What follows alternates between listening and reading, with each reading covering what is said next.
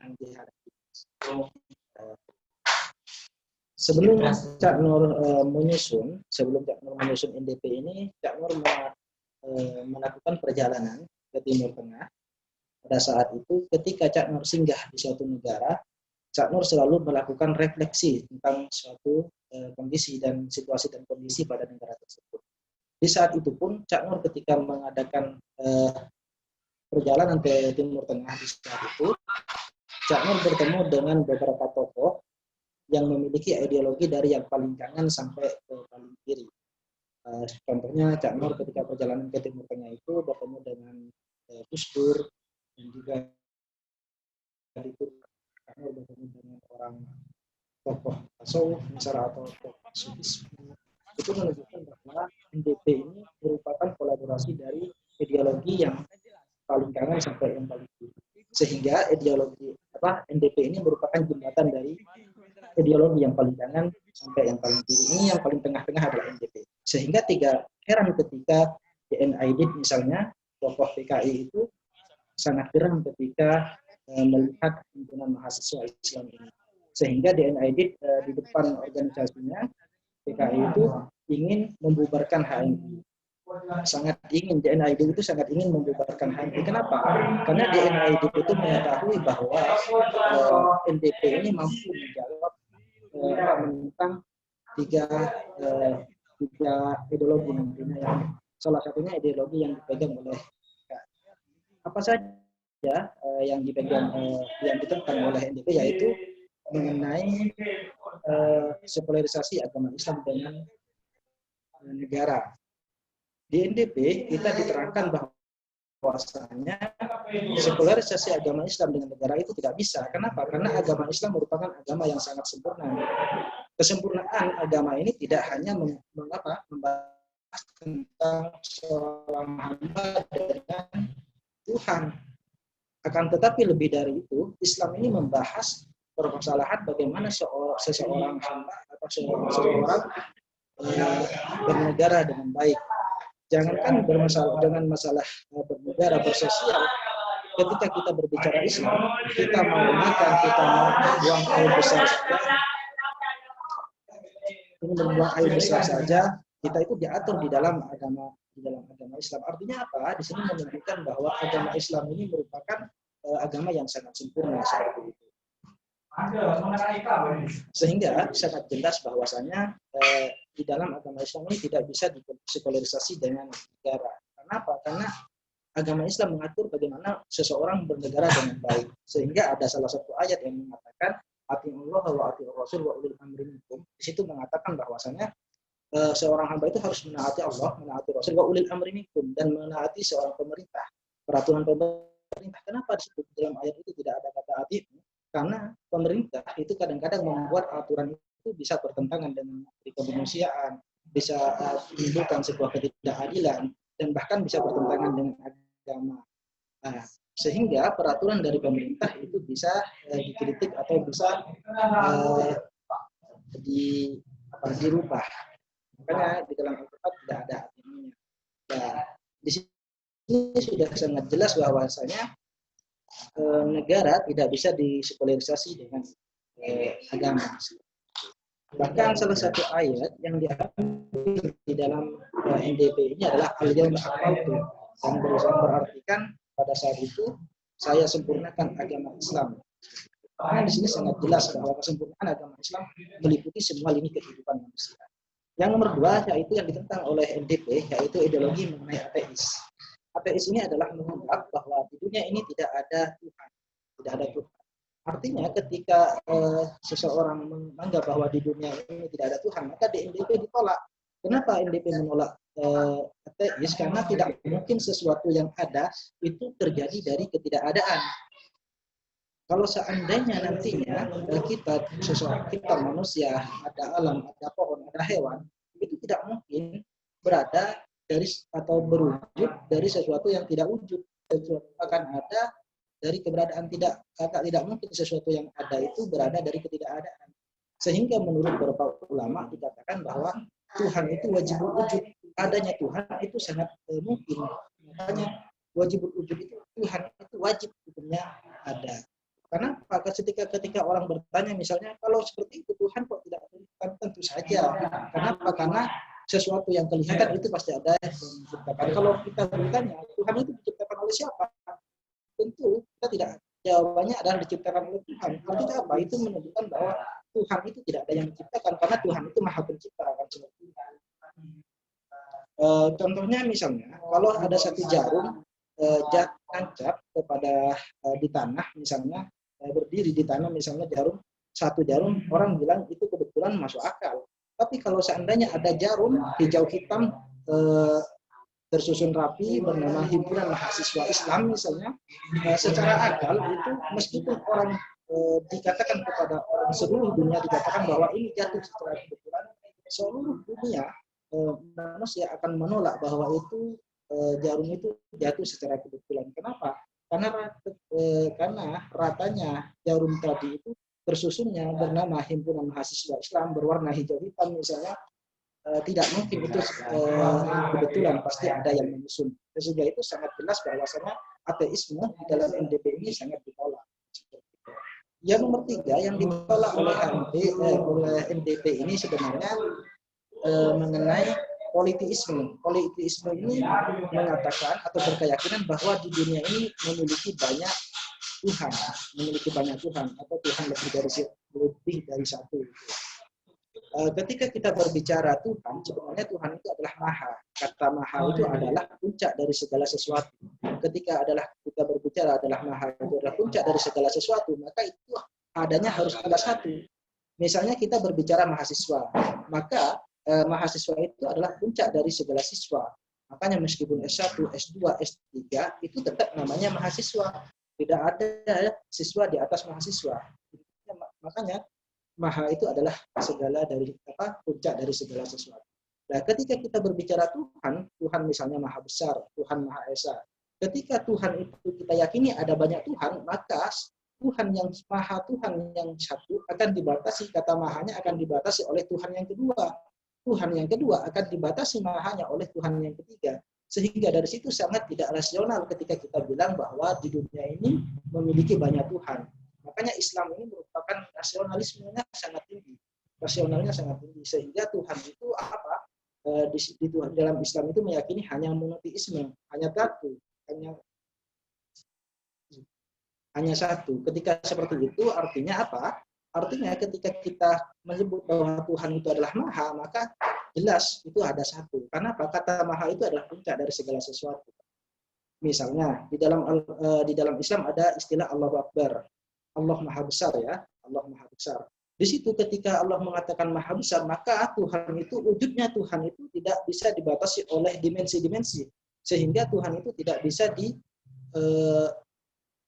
sehingga Tuhan itu tidak dibatasi oleh ruang dan waktu.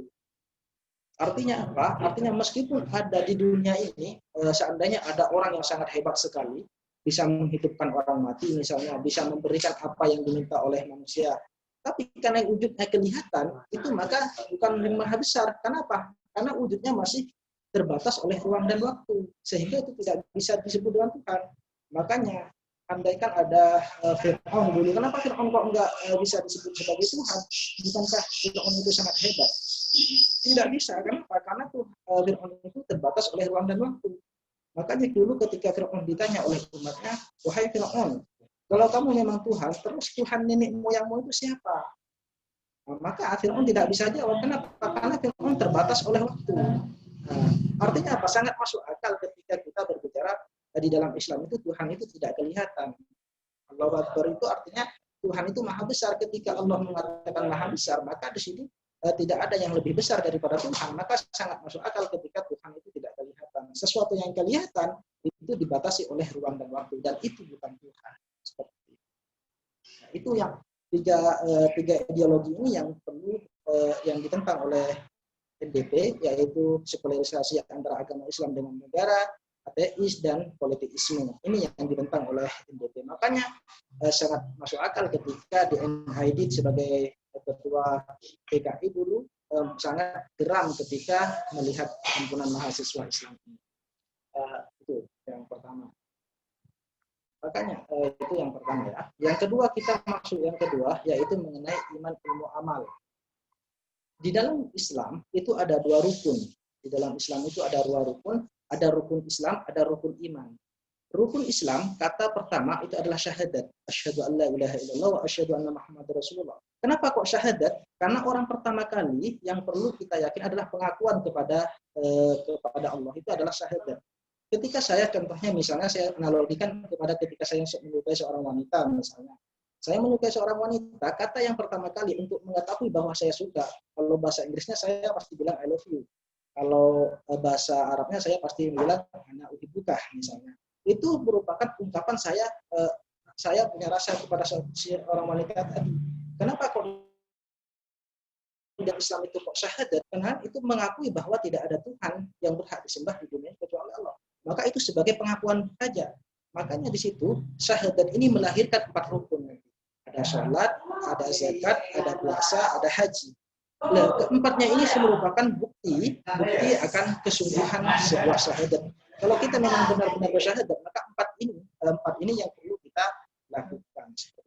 Kalau nanti ada orang bilang, ayo sholat, oh enggak, saya enggak mau. Sholat itu rukun Islam yang nomor 2. Saya masih rukun Islam yang pertama. Itu gagal paham kepada rukun Islam. Kenapa?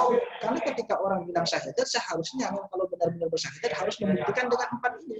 Ini yang dilahirkan oleh syahadat. Makanya sholat itu masih ada kalimat syahadatnya di dalam, kan seperti itu. Sama ketika saya memintai seorang wanita tadi, ketika saya memang mengucapkan I love you, misalnya,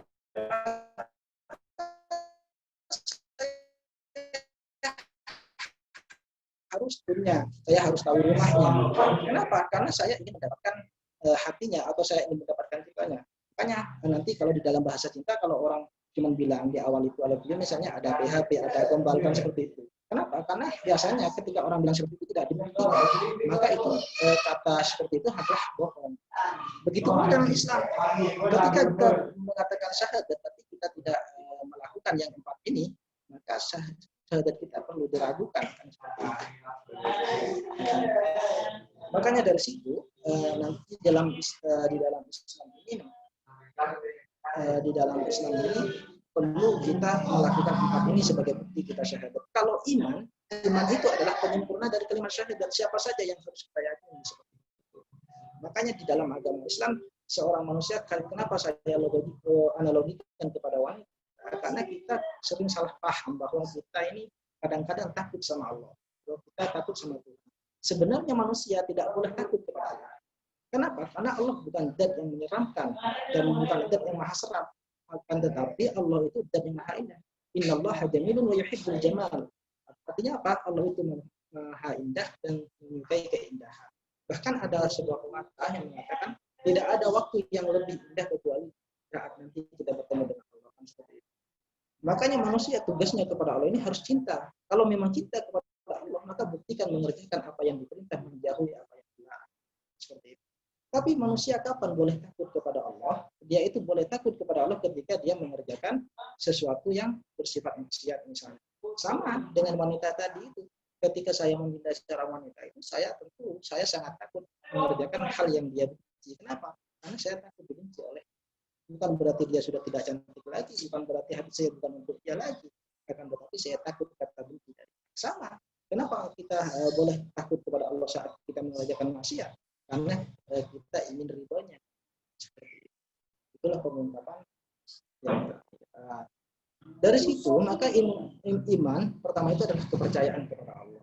Makanya nanti ini di dalam NDP itu tidak hanya membahas kepercayaan, tapi bagaimana saya bersosial, bagaimana kita membangun ekonomi. Makanya dari ketika kita mengungkapkan kalimat syahadat tadinya itu, maka kita sekarang yaitu kenapa saya analogikan harus tahu namanya tadi, kalau sama cewek saya harus tahu rumahnya. Itu namanya kalau di dalam Islam manusia itu harus mencari ilmu. Kenapa kok harus mencari ilmu? Untuk mendapatkan ridho Tuhan. Nah, itu ilmu. Makanya di dalam kitab ilmu ta'lim misalnya dikatakan talabul ilmi fardhatun ala kulli muslimin. Mencari ilmu itu wajib hukumnya bagi seorang mukmin. Misalnya seperti itu. Kenapa kok wajib? Karena untuk menemukan kesejatian hidup. Satu, untuk mendapatkan ridho Allah. Nomor 2, biar kita tahu peran dan tugas kita sebagai manusia di muka bumi. Seperti itu. Makanya, tapi menurut Az-Zarnuji di dalam kitab Ta'lim Ta'lim itu dikatakan bahwasanya manusia tidak wajib mencari semua ilmu. Akan tetapi yang wajib dikerjakan oleh manusia, yang wajib ilmu yang dicari itu salah satu rukun Islam, rukun iman. Yang nomor 3 adalah ilmu yang menjadi profesinya. Misal, kalau saya jadi pedagang, maka saya harus tahu ilmunya pedagang. Kalau seseorang menjadi guru, maka orang harus menjadi tahu ilmunya menjadi guru. Ini profesionalitas di dalam Islam. Kenapa kok demikian? Karena yang namanya menurut Az-Zarnuji ini, kita ini sebenarnya sebagai manusia itu kemampuan kita itu terbatas. Kemampuan kita tidak mungkin kita paham akan semua ilmu. Maka yang di profesionalitas dalam Islam itu kita mencari ilmu itu yang wajib, yaitu kayak rukun Islam, rukun iman, dan suatu yang menjadi profesi kita. Kenapa kok suatu yang menjadi profesi kita itu menjadi wajib? Karena ada 2 alasan. Biar kita itu tidak jatuh ke dalam kegagalan. Nomor 2, biar kita tidak jatuh ke jalan yang salah. Sebenarnya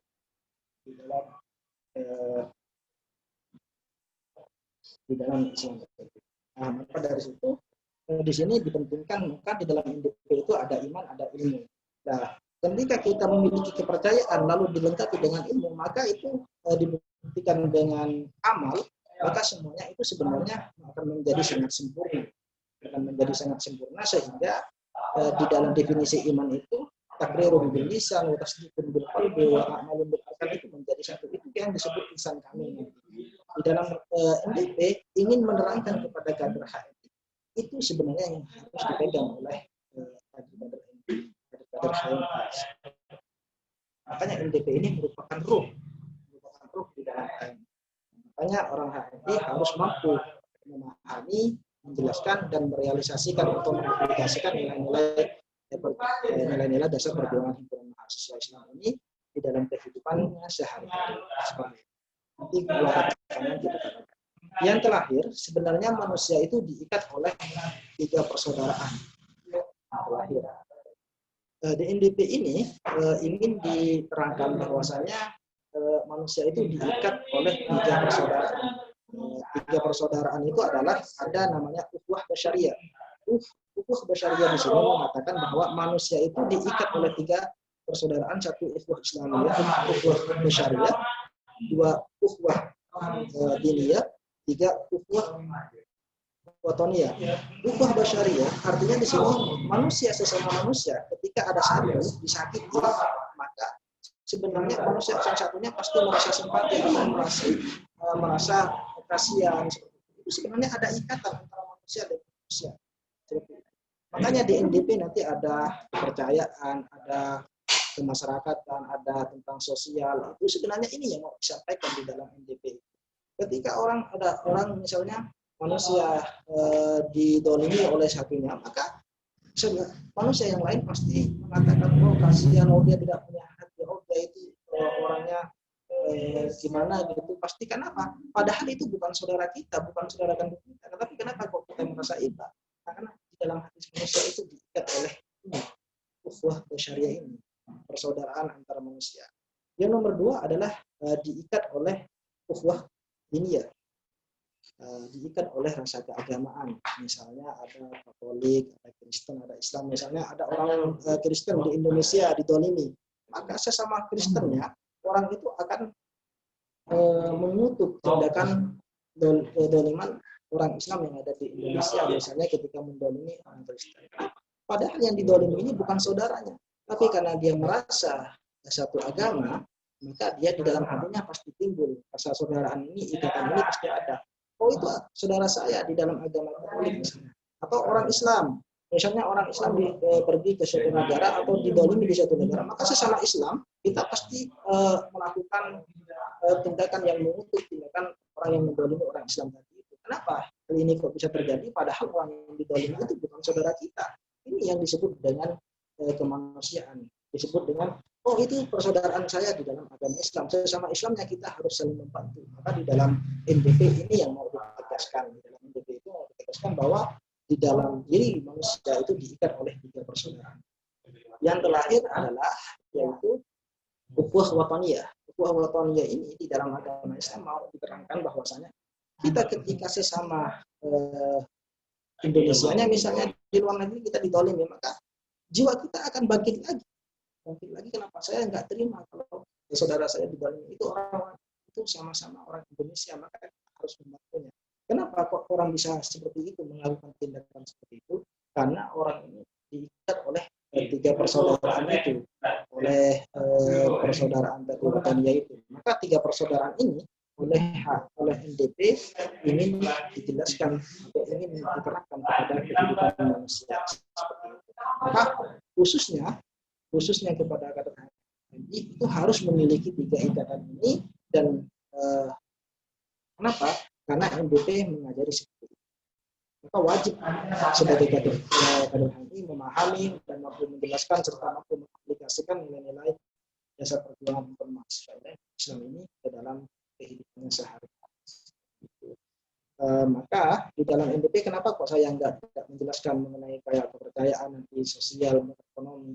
Kenapa? Karena kan kita sudah ketika berbicara ukhuwah Islamiyah, ukhuwah wataniyah, ukhuwah basyariyah, ukhuwah diniyah ini kita sudah membahas masalah sosial. Ketika saya membahas tentang ilmu tadi itu, maka kita juga berbicara tentang ekonomi sebenarnya. Bagaimana kita membangun ekonomi di Indonesia. Makanya kalau seandainya kita mau menjadi orang ekonom di Indonesia, maka kita harus tahu ilmunya. Maka tadi ada tiga ilmu yang harus dikuasai dimiliki oleh setiap manusia. Satu ilmu tauhid dari Islam, rukun iman, juga nomor tiga adalah ilmu yang menjadi profesinya. Itu menjadi profesinya ini yang saya kira sudah baik. Itu yang mau disampaikan oleh Cak Nur. Makanya kenapa kok saya sebut sebagai NDP merupakan konstruksi pemikiran Islam yang rahmatul alamin, dan dengan tali persaudaraan tadi itu kita sudah diikat oleh di dalam manusia ini sesama oleh tiga persaudaraan tadi itu untuk saling menyayangi, untuk menimbulkan harmonisasi kehidupan antara mengasihi antara satu dengan yang lain. Seandainya itu bukan sesama agama dengan kita, tapi kita diikat oleh ikatan persaudaraan sesama manusia. Kalau seandainya itu bukan senegara dengan kita, tapi kita diikat oleh rasa persaudaraan sesama manusia. Nah, ini yang perlu dipahami oleh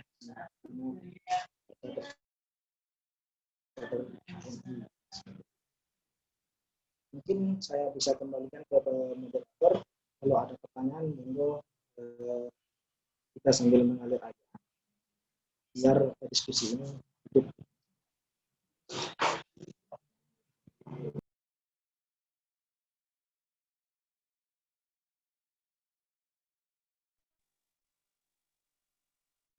Ya, terima kasih kepada Kanda Rahmat selaku pemateri pada kajian online malam ini. Yang selanjutnya yaitu kita masuk ke sesi tanya jawab ya.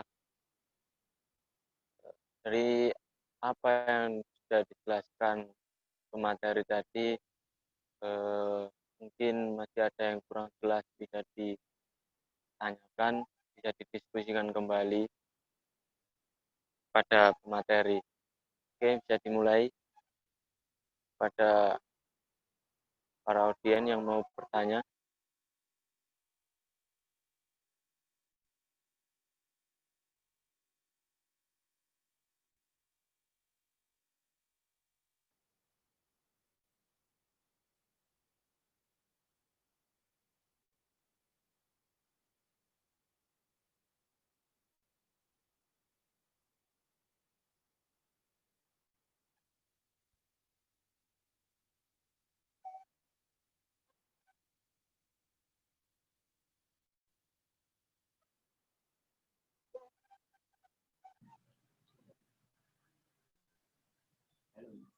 Tes. Ya.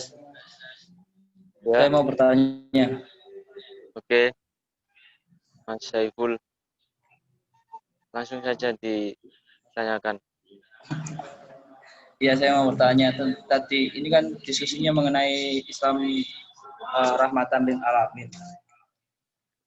Nah, kita ketahui bersama bahwasanya itu potret Islam saat ini itu konflik seperti itu ya.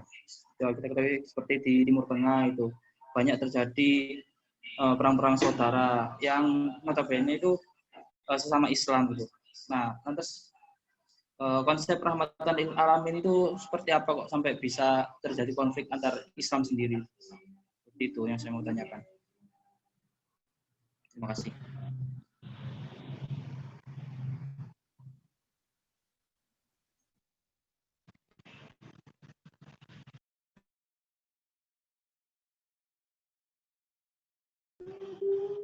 Yes.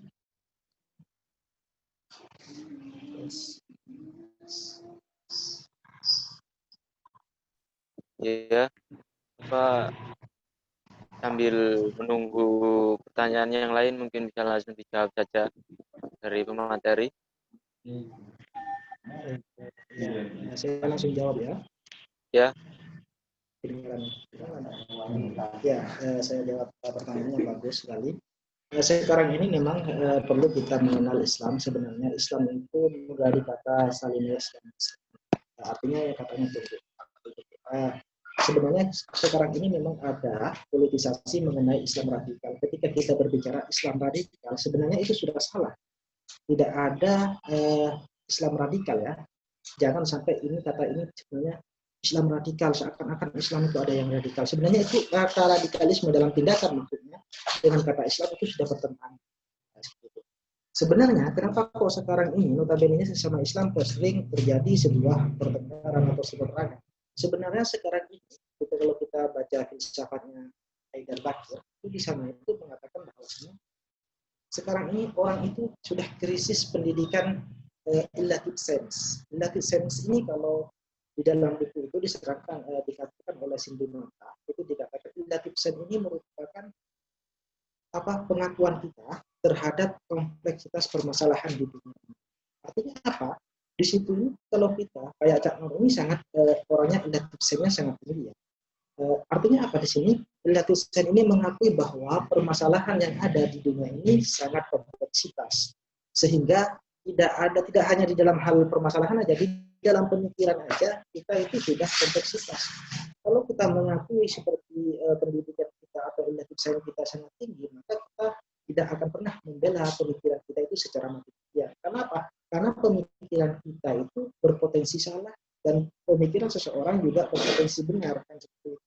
Dan kalau kita mengakui bahwasanya tidak ada hal yang perlu kita bela mati-matian dalam pendapat kita misalnya, kita akan lahirlah semuanya akalil alam. Ya. Namun sekarang ini pendidikan ini yang sangat mahal sekarang ini. Ini. Banyak orang membela pendapatnya itu secara mati-matian sehingga punya orang salah, punya dirinya itu benar. Sehingga timbullah lahirnya namanya radikalisme. Ini yang disebut Sindhunata, kekurangan pendidikan kekurangan kita itu adalah relative sense ini di dalam bahasa filsafat. Kalau kita relative sense-nya tinggi, tidak akan seperti itu karena kita bisa menerima pendapat orang, kita juga bisa mendengarkan pendapat orang. Seperti itu kan berpotensi pendapat kita itu tidak salah. Makanya semua imam yang ada di dalam Islam kayak Imam Syafi'i, Imam Hambali, Imam Malik, Imam Ali itu mengatakan bahwa di dalam kitab mengatakan bahwa pendapat saya itu berpotensi salah dan bisa saja pendapat orang itu benar. Makanya ambillah pendapat saya, tapi filter dengan Al-Quran dan hadis itu kalau dalam hukum. Makanya mereka, para imam tadi yang 4 itu termasuk Kak Nurholis Majid dalam membuat NDP, itu elastisisnya sangat tinggi. Bahkan Kak Nurholis berani mengatakan di dalam NDP itu, kalau ada pemikiran yang lebih baik daripada saya, maka penafsiran yang lebih baik daripada saya, maka NDP boleh dibilang, ini elastisnya Kak Nurholis itu sangat tinggi. Nah, ketika elastisnya itu ada di dalam diri manusia, mengakui kan kompleksitas permasalahan yang ada di dunia tidak hanya dalam hal materi juga dalam pendapat, maka menurut Aristoteles akan lahirlah yang namanya pronisis. Pronisis ini kebijaksanaan seperti itu. Juga bukan berarti orang bijaksana itu ketika menemukan bermasalah langsung dijustis, tapi dipikir dulu secara filsafat, artinya lalu diputuskan secara bijaksana. Oh, bisa jadi kenapa kok orang berpendapat si A, berpendapat A, berpendapat saya, oh ternyata pendapat mereka A, alasannya gini-gini. Kalau saya berpendapat B, alasan saya seperti ini. Nah, maka dari situ tidak akan terjadi sebuah pertengkaran ketika seperti itu. Namun perlu kita akui juga sekarang ini ini sangat tinggi, dan ini yang sangat mahal. Kalau seandainya di Timur Tengah misalnya sekarang kenapa kok banyak jadi peperangan, itu sebenarnya ini yang kurang dari kita itu. Ini yang perlu dididik di dalam pendidikan kita. Kalau saya kira kalau NDP sudah ideologisnya sangat tinggi, bahkan NDP ini merupakan jembatan dari ideologi yang paling kanan sampai ideologi yang paling kiri. Itu ideologi yang dimiliki oleh Cak Nur Paulus itu sangat. Makanya sekarang pendidikan kita itu perlu di situ. Pendidikan kita itu perlu di situ. Makanya pada ketika kita bilang rahmatan lil alamin, maka itu sebenarnya Islam sudah mengakui itu. Makanya di dalam Islam itu lakum dinukum, ibrahim, agamamu, itu terserah. Kalau kamu ingin ikut aku silahkan, kalau kamu tidak menolak aku silahkan. Itu artinya ya di dalam agama Islam ini memang pendidikan sangat seperti itu. Yang saya tahu di situ bisa dibaca di bukunya Haidar Fakir, namanya buku filsafat Islam. Itu bagus sekali dan itu bestseller. Dan itu saya rekomendasi. Kalau nanti ingin bisa cek, nanti tak kasih PDF-nya.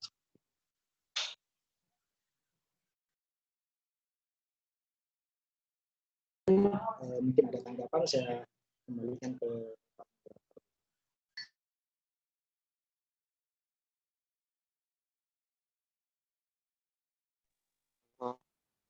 Oke, terima kasih materi. Bagaimana kepada saudara Anam? Apakah masih ada sanggahan? Atau mungkin dari audien yang lain, ada sanggahan dari jawaban yang sudah dipaparkan pemateri tadi?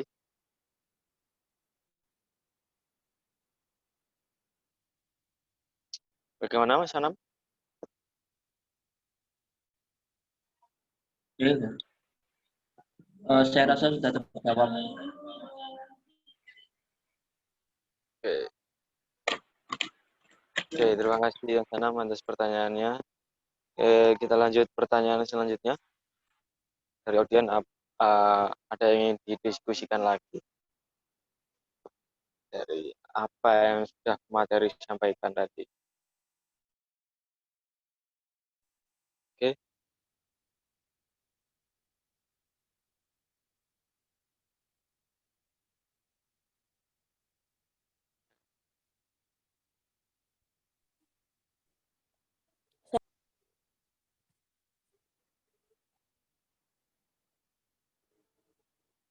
Oh ya, Yunda, Hanifah. Oke, ya langsung ditanyakan. Saya mau bertanya, sebagai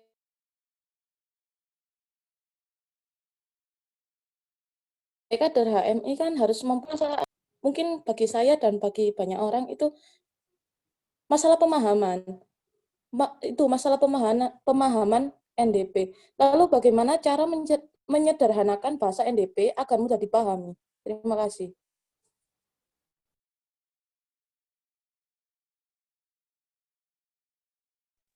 Oke, pertanyaan dari Yunda Hanifah, bagaimana cara agar kita sebagai kader HMI bisa untuk lebih mudah memahami NDP?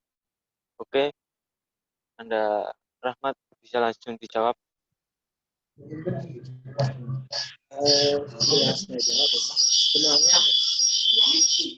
Sebenarnya NDP ini cukup sederhana. Kalau untuk ini sebenarnya inti dari NDP, kalau kita sendiri mengatakan inti dari NDP itu sebenarnya apa yang saya katakan di luar, ada iman, ilmu, amal, itu saja inti dari NDP. Terus kalau kita memahami itu, maka sebenarnya di ini sangat saya kira mudah. Itu kenapa? Itu kenapa kok saya bilang mudah, itu ya udah saya bahasin aja. Bagaimana cara untuk segera menyelesaikan NDP? Ya kita seharusnya kita belajar Islam dulu. Ketika kita belajar kenal Islam, maka tentu kita sudah kenal dengan NDP. Kenapa? NDP ini dulu ini NDP ini lahir jauh setelah HMI berdiri ya. Namun ketika orang bertanya dulu, berarti ketika NDP belum dibentuk, terus HMI itu pegangannya apa? Ya Al-Quran hadis. NDP ini, makanya NDP ini ya diambil dari ya dari Al-Quran dan hadis juga. Kenapa kok Al-Quran dan hadis? Karena Al-Quran dan hadis ini merupakan dua sumber kitab yang mampu menjawab semua permasalahan yang ada di dunia ini. Makanya saya kira penting bagi teman-teman mahasiswa, misalnya teman-teman baru, kalau teman-teman pengurus misalnya ya, saya kira penting untuk mengajak adik-adik mahasiswa yang baru untuk masuk bergabung dengan himpunan mahasiswa Islam. Kenapa? Karena di himpunan mahasiswa Islam ini pemahaman tentang keagamaannya sangat tinggi. Ada bahkan ada kajiannya yang rutinan di situ langsung dari sumber kitabnya asli kayak tauhid, ada Kifayatul Awam misalnya, kalau hadis nanti ada kitab Mishkatul Masudi, kalau sembilan tafsir itu ada tafsir, itu dihami juga dipahami. Makanya kalau ingin menyederhanakan memahami NDP yang mudah, aktiflah di HMI itu aja, di kajian terutama di tarbiyah. Maka sebentar lagi insya Allah mohon doanya nanti akan ada kajian keagamaan, nanti saya sendiri ini saya sudah koordinasi dengan teman-teman HMI. Insya Allah kalau ini lancar saya akan keluarkan buku sabda-sabdamu. Di situ nanti kita akan menerangkan apa, memahamkan hadis dengan Al-Quran secara sederhana seperti itu. Nah, gimana saya kok bisa gini? Bahkan di dalam tarbiyah ini ada kajian KJB dulunya itu ada bahasa Arab dan bahasa Inggris.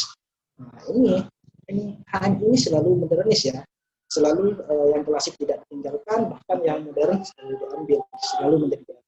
Jawabannya sederhana. Bagaimana cara simpel menggunakan NDP?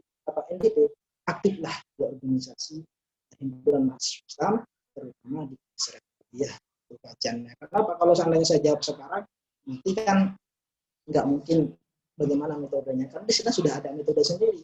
Makanya mengajak teman-teman mahasiswa baru untuk masuk ke himpunan mahasiswa itu termasuk ijtihad, termasuk jihad lah, jihad. Kenapa? Karena di dalam HMI itu nanti kita akan dari bagaimana kita memikirkan. Yang nomor dua, ya juga saya tambahi lagi itu tadi itu sebenarnya kenapa kok di dalam HMI itu diajari ijtihad mengenai bagaimana ekonomi. Di dalam Islam itu sangat dianjurkan ya. Kita kalau berijtihad misalnya salah kita masih diberi pahala. Kalau benar kita masih mendapatkan dua pahala. Artinya apa di sini? Bahwa di dalam Islam itu sangat mengagumi keilmuan. Makanya ada hadis al-talabul ilmi minal mahdi ila lahdi, long life education, pendidikan sepanjang hayat. Itu adanya juga di HMI. Mana khususnya signifikasinya yaitu di kalau ingin lebih sederhana lagi memahami NDP, maka itulah syariat tarbiyah, terutama di kajian. Itu jawaban yang paling pas ya. Kalau seandainya bahasakan terlalu tinggi, nanti lebih sulit. Jawabannya yang sebenarnya terutama di konsep tarbiyah. Dan kalau bisa, biar kita itu tidak jadi pertanyaan pertama tadi kan ada radikalisme Islam kadang berperang kan seperti sama Islam itu karena belum masuk HMI. Jawabannya simpelnya belum masuk HMI ya, terutama belum masuk HMI dan mahasiswa belum kader anak-anak. Makanya anak-anak tarbiyah itu hanya tidak ada yang radikal sama sekali. Maka mereka itu sangat hati-hati. Meskipun kadang-kadang tampilannya di luar itu tidak menunjukkan orang agamis atau religius, artinya sangat dekat. Kenapa? Karena terbiasa dengan pendidikan. Pendidikan dididik secara lahir dan batin. Bahasa tadi itu misalnya sangat itu aja. Jawab.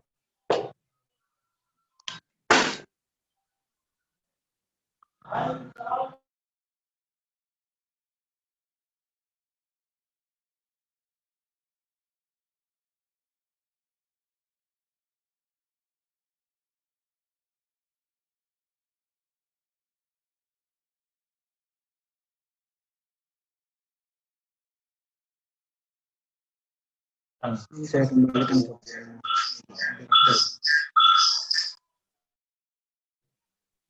Oke, terima kasih kepada materi. Bagaimana Yunda Hanifah? Ya, saya rasa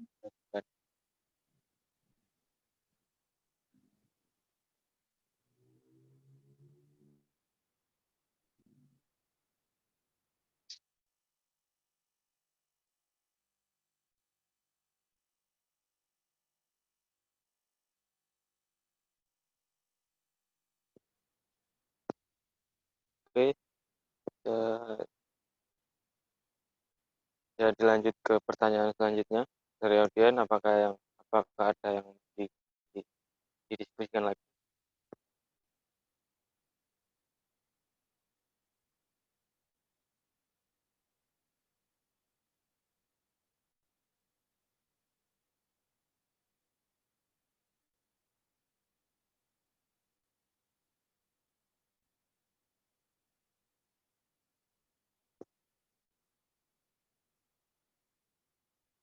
Bagaimana para audien? Ada yang mau ditanyakan lagi?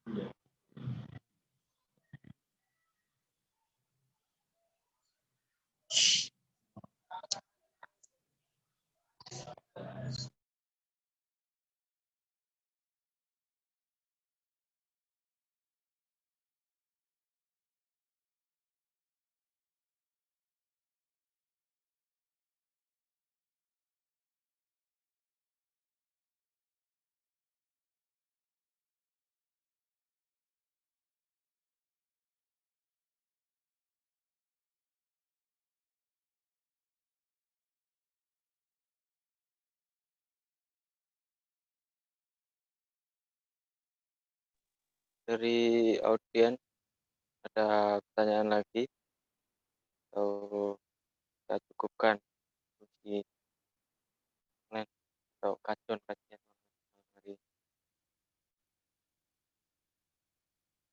Mungkin satu pertanyaan lagi biar sedikit.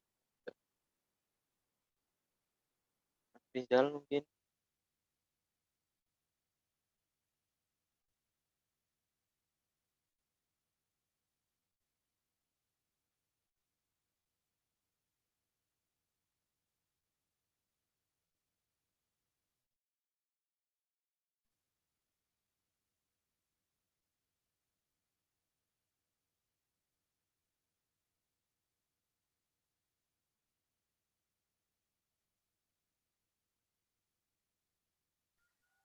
Bapak moderator.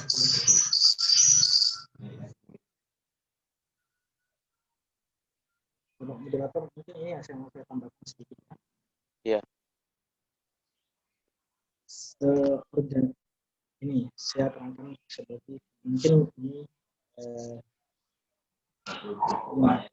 KMI ini merupakan aplikasi yang terus atau yang tahu sendiri. KMI itu organisasi yang sangat dan di situ bagiannya adalah misalnya nanti di sini KMI itu tidak ada di kelas, makanya di dalam KMI itu kalau orang itu apa dia Indonesia bukan tapi KMI itu adalah himpunan mahasiswa mana orang intinya itu bernama Islam, intinya bernama Islam itu boleh bersahabat. KMI bukan milik siapa-siapa, bukan milik ormas misalnya, itu bukan milik itu, tapi semua orang yang beragama Islam boleh berkumpul. Kalau ada pertanyaan misalnya, berarti kok berani banget gimana kalau seandainya nanti ada orang memiliki pemahaman lalu masuk ke gimana cara HMI mengikuti itu tidak pernah pemikiran karena HMI keinginannya sudah yang sangat tinggi itu di sana itu orang ketika masuk ke maka maka di sana berarti bagaimana menjadi orang yang bijaksana. Kalau kan bijaksana itu di dalam diartikan sebagai arti dari sebuah wisata. Nah, artinya apa? Artinya kita sangat penting sekali teman-teman, misalnya kalau ada yang belum tahu itu perlu jangan sampai masuk misalnya, oh hal ini hanyalah organisasi namanya adalah siswa yang mana dalam isinya Islam, entah itu mungkin memiliki pemikiran yang radikal, entah itu memiliki pemikiran yang tidak radikal, tapi ketika masuk HM itu jadi memiliki pemikiran Islam yang rahmatan lil alamin semua. Itulah kehebatan. Dulu ketika saya masuk HM ada salah satu mantan HTI, tapi HTI itu tidak menyalahkan karena itu semua pemikiran. Tapi ketika dia masuk ke HM, ternyata pemikirannya itu sangat bijaksana. Akhirnya tidak menyalahkan antara satu dengan yang lain, tapi malah difilter dan diputuskan secara bijaksana. Itu makanya dulu saya juga berpikir seperti itu. Mungkin pikirannya kalau tidak. Tapi ketika saya masuk ke HM, ternyata saya menemukan Islam yang sesungguhnya. Makanya ketika belajar maka sebenarnya itu Islam. Dari situ saya sekarang ini saya tidak pernah kalau ada sekarang ini sedang viral ada teori takfiri saling mengkafirkan, orang HMI tertawa. Kenapa? Karena menurut HMI kok itu aja kok, kalau bahasanya justru itu aja kok repot gitu kan. Orang HMI ya nggak mungkin orang HMI mengurus masalah takfiri, nggak mungkin kalau semangat. Kenapa? Karena sudah dibentengi oleh NDP. NDP itu berasal dari Al-Quran dan hadis yang dilengkapi dengan pendapat-pendapat ulama. Seperti itu. Salah satu ulama itu adalah intelektual muslim adalah Cak Nur. Ini saya katakan ulama karena ulama itu adalah orang yang berilmu seperti itu. Makanya Cak Nur bijaksana untuk membuat ideologi yang paling kanan sampai menjadi itu luar biasa. Makanya saya kira rugi kalau mahasiswa tidak ikut. Dan rugi juga ketika pengurus tidak berjihad untuk mencari mahasiswa untuk ikut. Kenapa? Karena memasukkan hal yang misalnya membawa orang menyelamatkan dari semua. Karena menurut HMI tidak ada Islam radikal, itu tidak ada. Kalau ada orang menyebut Islam radikal itu sudah salah. Itu aja sudah ketahuan banget bahwa HMI ini Islamnya, keilmuan keislamannya orang bilang Islam itu artinya seperti itu. Kalau artinya dulu kok radikal, makanya kenapa kok ada Islam radikal? Jangan-jangan ini politiknya orang Barat agar kelihatan Islam ini jelekkan seperti itu, sehingga nanti terjadilah pecahan seperti itu. Kalau seandainya nanti ada orang bersatu agar Islam itu masuk ke HMI. Makanya saya menyayangkan HMI, pasti orang itu pasti jadi umatan wahidah, menjadi umat yang bersatu, yang cinta akan tanah air, yang cinta akan persaudaraan, yang cinta akan persatuan. Itu bisa di mana? Bisa ditimbulkan di HM.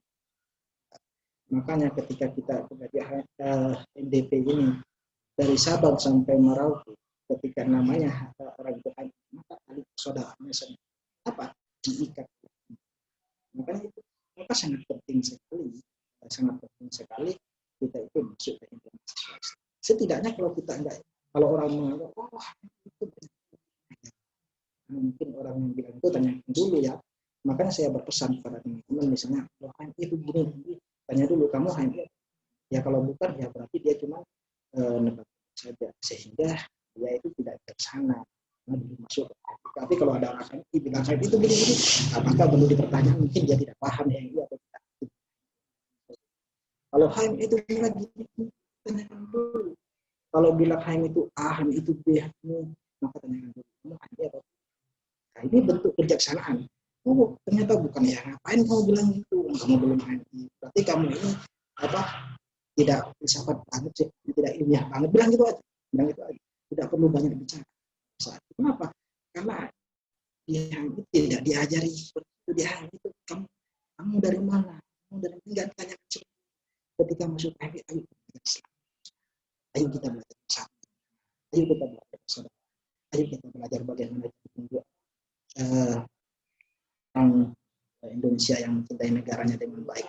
Maka di dalam hal itu perbuatan minat iman itu diambil juga perbuatan mencintai negara sebagian dari iman. Makanya sangat seperti itu. Nah, nanti kalau seandainya nanti adik-adik misalnya, oh HMI kok penampilannya nah, jangan makanya ini HMI ingin mengajarkan kita ini melihat orang itu jangan dilihat penampilannya aja. Makanya Tuhan aja tidak melihat penampilannya, tapi Tuhan melihat. Makanya dalam hadis Rasulullah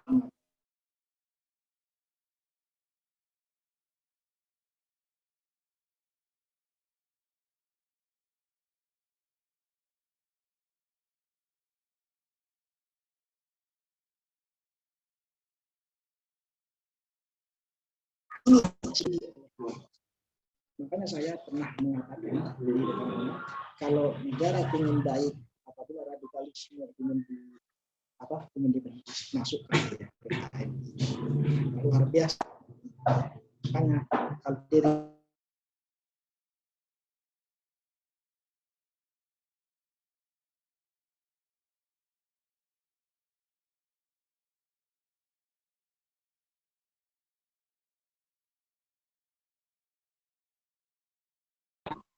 itu dari sudah masuk ke HMI kalau yang masuk ajaklah orang yang ada di sekitarnya. Karena saya kira itu semua merupakan jihad bisa itu. Kalau yang sudah belum masuk, segeralah masuk. Biar pemikiran memiliki pemikiran Islam. Makanya tadi di terakhir itu saya sebutkan dalam PPT itu ada ukhuwah Islamiyah, ada ukhuwah persaudaraan secara kemanusiaan, ada persaudaraan secara negara, ada persaudaraan secara agama. Itu yang diajar. Jangan mentang kita Islam lalu benci kepada orang. Jangan. Itu HMI dilarang.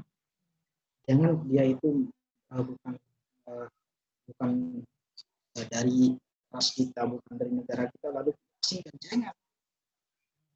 Tapi tiga hal ini harus selalu ada di dalam jiwa kader HMI. Makanya saya sebut di awal bahwa NDP ini merupakan ruh bagi kader-kader.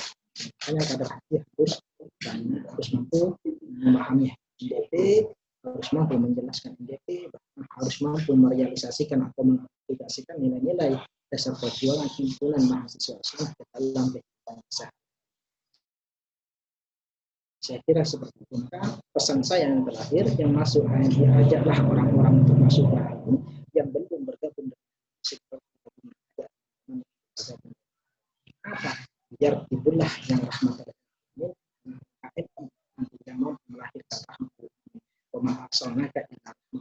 Saya tidak mengutus Muhammad kecuali untuk itu sekarang diwarisi oleh situlah makanya jangan heran nanti kalau orang-orang yang itu seperti itu kalau tadi yang aku dengan pendapat karena orang HMI itu sangat bijaksana. Tidak ada radikalisme itu tidak ada bahasa radikalisme di dalam tapi kalau pemikiran harus radikal, pemikiran itu harus radikal, tapi tindakan jangan sampai radikal. Seperti itu. Itu yang saya pesan. Selesai. Tapi pesan saya itu yang sudah masuk biar tambah lagi, biar lebih banyak lagi orang yang ingin manusia yang baik sesama HMI baik enggak yang tidak pernah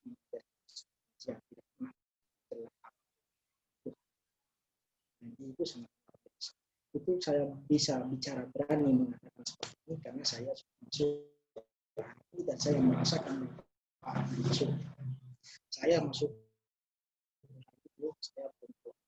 saya nggak tahu saya cuma masuk itu saya cuma membawa nama saya mahasiswa itu teman saya agama Islam, tapi saya kira saya Islam betul. Saya mengenal Islam khusus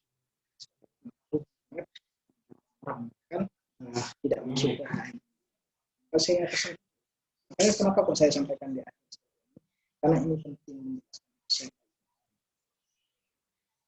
Karena saya kemarin juga saya dari pertanyaan pertama tadi mengenai itu saya kira dulu, saya kira benar, saya kira jihad di dalam HM bukan seperti itu jihad. Luar biasa sekali namanya HM. Makanya beruntung teman-teman.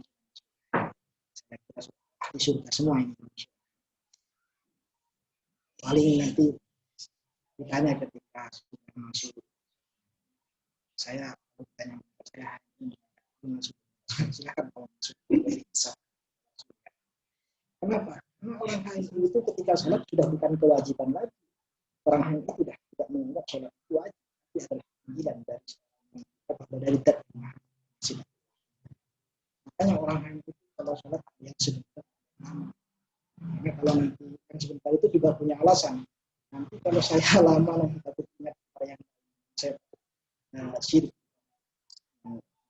rasain, tapi yang ada yang lama merasa enak, wajilat kulubuhum, ada dan misalnya selalu berputar itu di mana pendidikan itu bisa ya. Kalau saya itu bukan saya menjeleknya, saya dulu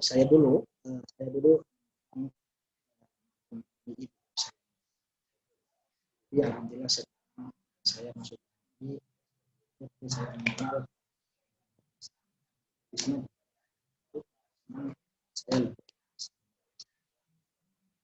mungkin itu moderator, mungkin kalau ada yang kan silakan, mungkin kalau seandainya ada yang belum kuliah atau yang ada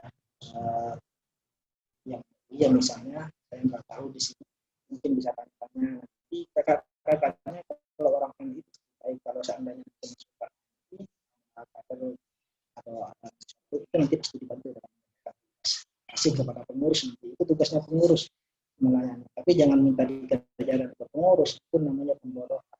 Tapi kalau yang nggak paham tanyakan, kalau masalah Islam atau masalah iman itu yang bisa saya sampaikan. Saya kembalikan lagi kepada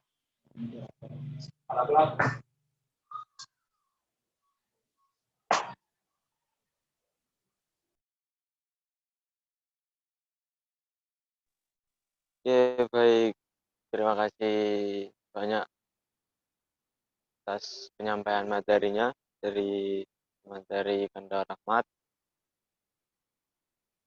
Mungkin ini sudah sampai di penghujung acara. Sedikit kesimpulan dari saya mengenai kajian online di malam hari ini.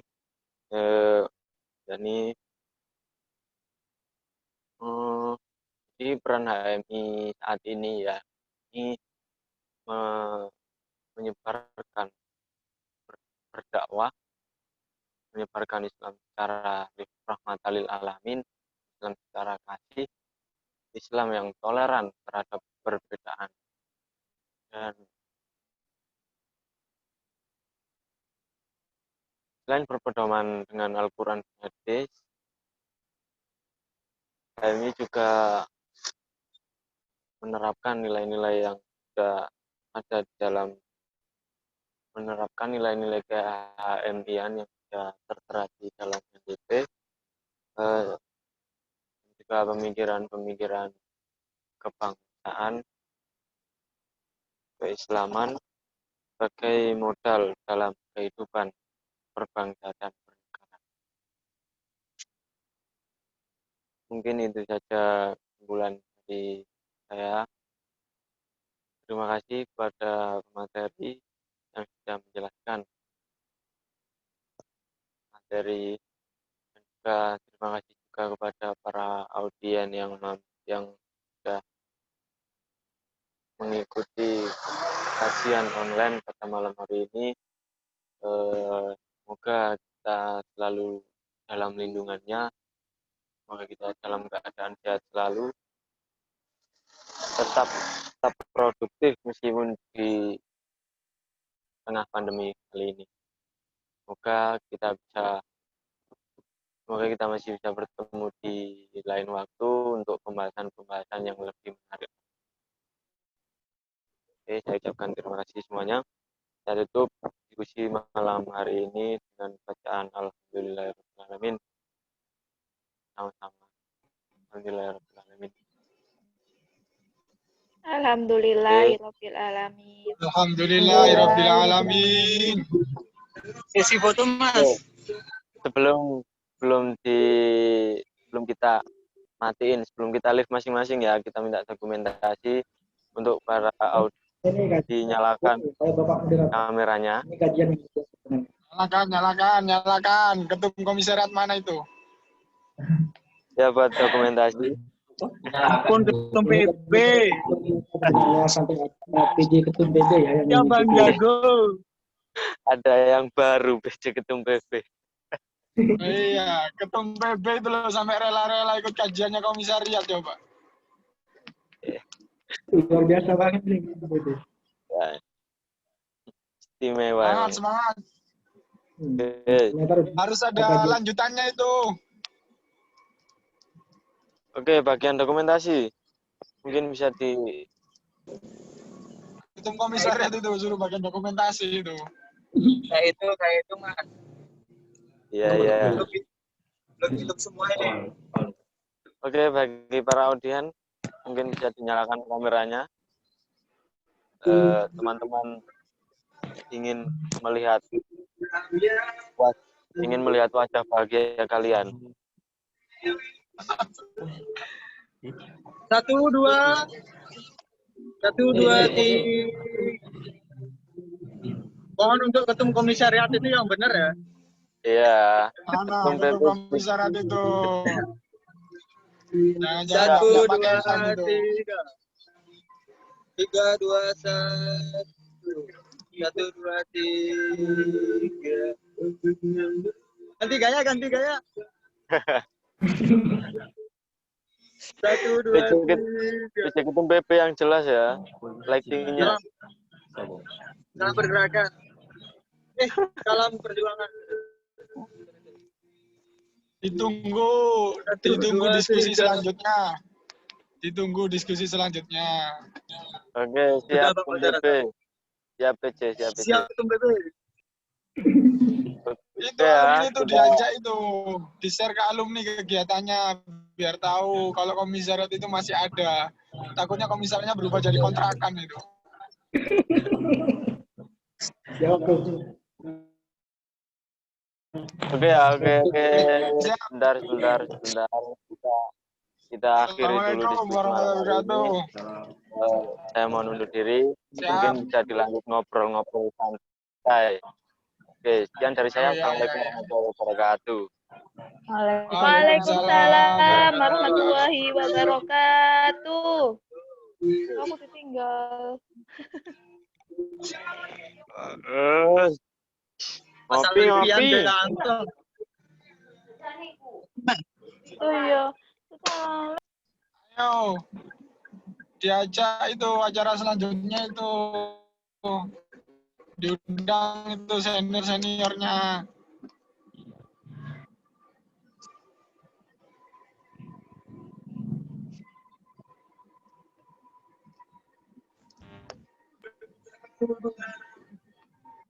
Didukung sponsor juga Kita turun. Rijal, di mana Jal? di Pasuruan Mas. Acara apa? Hah? Acara apa Pasuruan? Minta nasi bungkus ke Kemenak.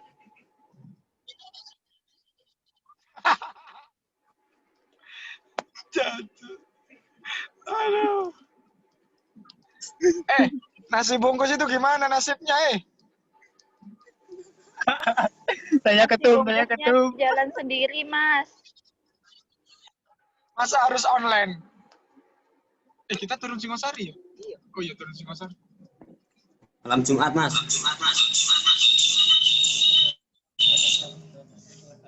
Ayo, kapan? Minggu depan. Minggu depan ya? Oke, Iya, oke. ketum jalan sendiri, Mas. Jadi Kelompok pada dia. di mana semua? Di rumah masing-masing lah. Iya, Mas, Baiti Janati. Oh. Kirain ada yang di Surabaya semua.